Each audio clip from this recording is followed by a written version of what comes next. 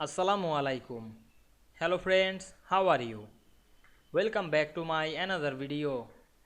In this video, I am going to show you how to remove table but keep text in Microsoft Publisher. Let's get started.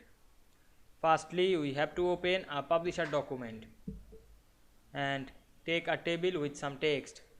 Now we want to remove table but keep text. Select the whole table.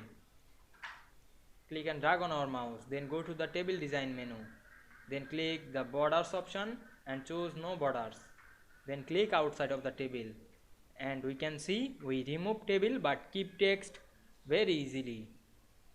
I hope you enjoyed the video. Please like, comment, share and subscribe my channel. Thanks for watching.